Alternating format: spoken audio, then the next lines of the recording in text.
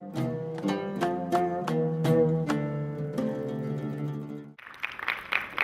all of us have that thing that we do where time stands still. And some people call that being in the zone or being in a state of flow. Now you might get that from playing music. We might write more and more or play more and more complex pieces of music to get more and more into that state. Or you might get into that state as an artist, say painting canvas after canvas to get deeper and deeper into that state. Now for me, I find that place through nature, through being out in the outdoors. And over time I found that the deeper and deeper I could go into these wild places that we have on the planet, the more connected I would feel, and the more in that state of presence.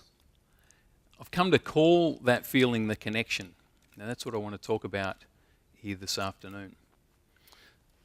I want to share a story with you about the first time I felt this feeling of connection. I was 18 years old, living back in Australia, and I was taken out as part of my job to do a course that's run by a group called Outward Bound. I'm not sure if you're familiar with Outward Bound, but what they do is take young people out into the mountains or into the wilderness to take them outside of their comfort zone for personal growth.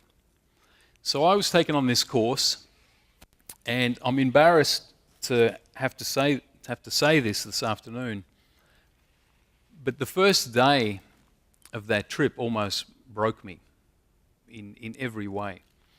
We set out and we started out, we were told that we had to march straight up the side of this mountain called Mount Bogong. And it's not super high, but it's quite steep. And I wasn't in good enough shape, and I barely made it to the top. I mean it almost broke me physically, spiritually, emotionally. I just about crawled to the top, and I felt horrible for the next couple of days.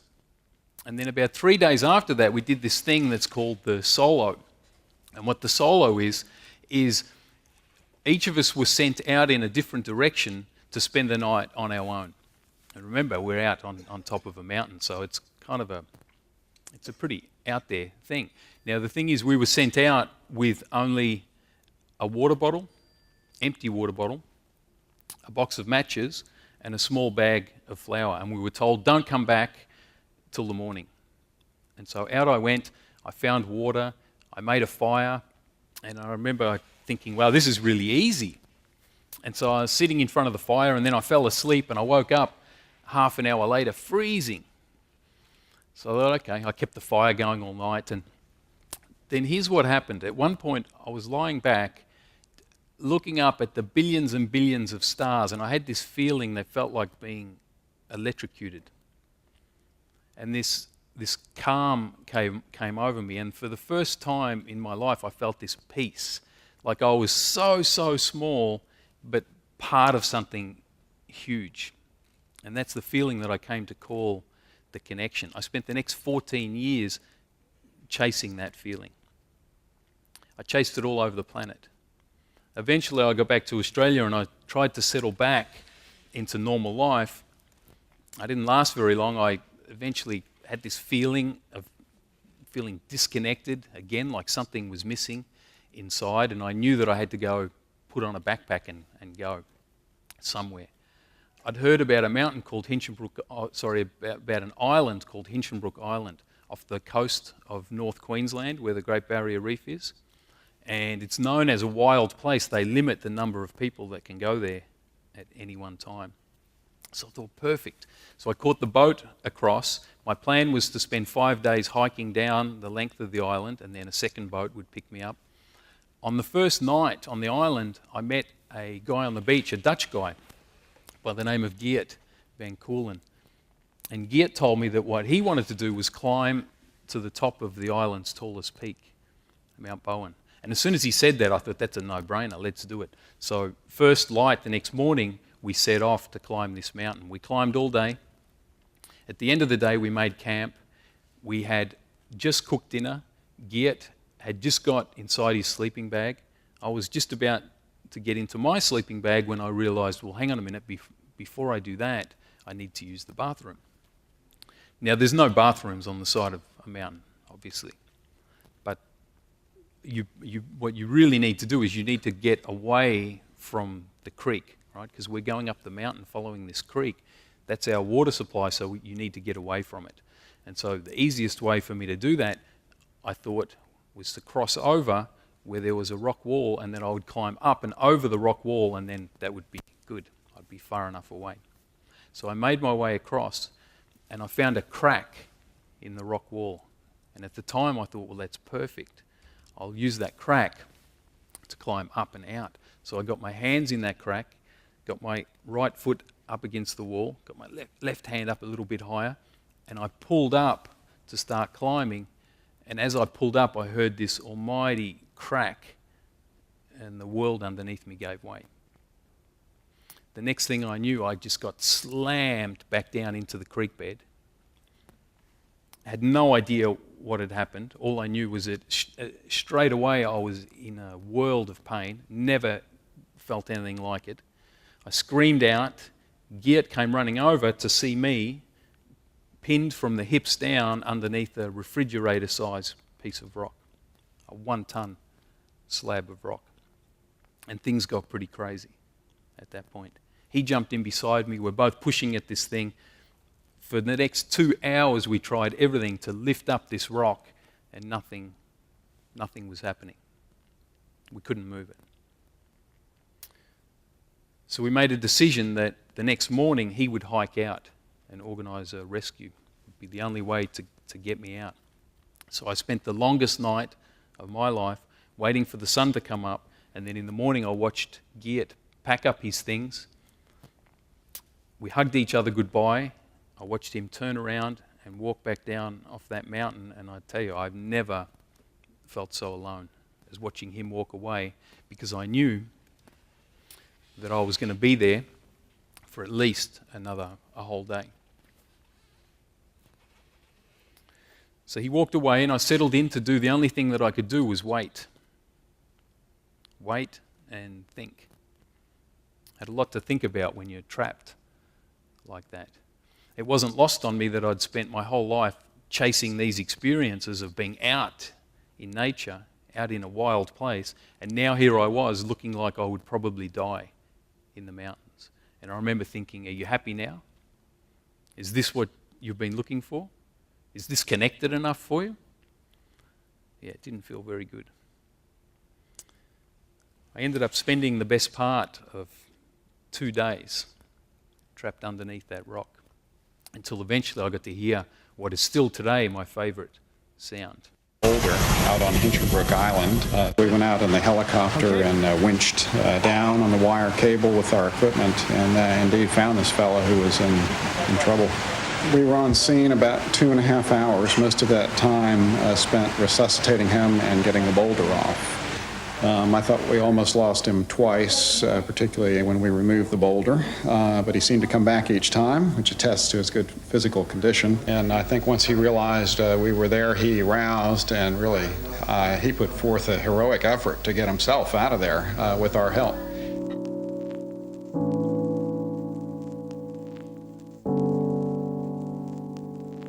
So they got me to hospital, and I had a surgeon come and explain to me that my legs had been so badly damaged that they would have to amputate them that night. And I remember just thinking, whatever, do whatever you need to do. And I cried myself to sleep and woke up the next afternoon into a whole new world, into a completely new reality. I woke up like this. And so began my new life. For the next 10 days, I was in intensive care, not knowing whether I would live or die. And then eventually I got out into the regular hospital. And it was then that I started to wonder, well, what kind of life can somebody have like this? Somebody that loves being in the outdoors. Everywhere I turned, it seemed like there was a new obstacle. Right? I had to learn how to use a wheelchair.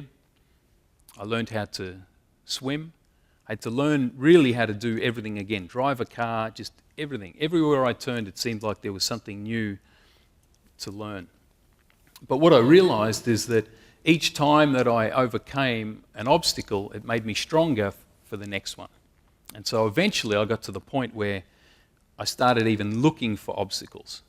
If there wasn't an obstacle there, I went looking for one. And eventually, while on a hike, I started hiking in the wheelchair. I got the mountain bike wheels and I would go out and hike. And I was on a hike one day and an image came to my mind. A picture of a mountain in Tasmania called Cradle Mountain. Now I think this picture came to mind because I had climbed Cradle Mountain twice before. And this image came with a question. I wonder if a guy with no legs could climb a mountain. Is that even possible? And I knew there was really only one way to find out. And so I started training. I got some friends and family together and we all went down to the island of Tasmania and we set out on this journey to see whether it was possible for somebody with no legs to do something like this. And you could see we started out from the parking lot here.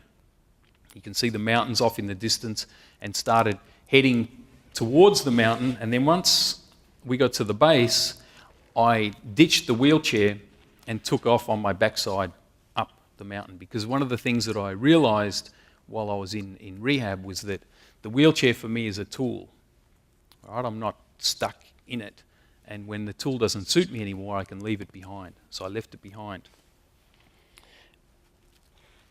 And started navigating all of these obstacles on the way up the side of Cradle Mountain. And so it's basically just about going up and up and up over all the rocks that are in the way until eventually 2.5 days after leaving the parking lot, I got to sit on top of Cradle Mountain. And thank you. And I'll tell you that there's a couple of things about this image. One is that my car is way in the distance there. And so for a guy that now uses a wheelchair to be so far away from the parking lot was kind of a big deal. But another thing about this image is that the reason that I've got those sunglasses on is I just got overwhelmed with emotion. And I mean overwhelmed. Everything came back at me. The accident, the losing both legs, the 2 days under the rock, the months and months of rehab, everything just, it's like it just slammed me. And so as a guy, I can't be seen showing too much emotion, especially as an Australian guy, right? I think it's illegal for a man to cry in Australia. So I had to keep those sunglasses on. But the reason that it hit me so hard was that this photo was taken not even a year after the accident. It's taken 10 months after losing both legs. And so what that says to me is, what does that say about human potential? About what we're all capable of when we're pushed up against the wall like that? It's pretty amazing what we can pull off. And I think probably the bigger reason that I got so overwhelmed in this moment was that I just got the biggest feeling of connection that I'd ever had. I'd reclaimed that part of my life. And so from there, 12 months later, I did a climb of probably one of the wildest mountains in Australia that you can climb, Federation Peak, in a 4-week journey. And then 4 years after that, set out on a climb of Africa's tallest peak, Mount Kilimanjaro. Again, this time in a 3-week journey. Epic trip. I actually did the climb with a young guy from Tanzania that was born without arms. But here's the thing, after doing these climbs, something really interesting happened. I realised that it's not really about climbing mountains. That this journey that I'm on is really about creating, because I had created a new life for myself. Right? Out of a devastating situation, I got to create something new. To the point that if I had the chance to go back now and not be here like this, I wouldn't go back. Right? I've learned too much from this experience and become so much stronger that I wouldn't go back. So for me, the question really is, I believe that we're all here to create something. Right? It's why we're on this planet. I think the days of just taking things in and consuming are over. Now it's time that we turn it around and we transmit, and that we put our creation out there into the world. And I think if we're going to tap into that creative power, the best way to do that is to spend time in those places where we find that connection, where we're in the zone, where we're in that state of flow. Whatever that is for you. It could be being out in the outdoors, it could be music, it could be art, it could be knitting. You know, whatever it is for you, your job is to spend time in that place so that you can tap into that power to create. So my closing thought for you guys is, if a guy like me can go from here to here, then what does that mean for you? What is it that you're here to create? And here's the heads up, because the clock's ticking. As soon as you've figured that out, you've got to get on it and make it happen, because the world needs whatever it is that you've got to put out there. Thank you.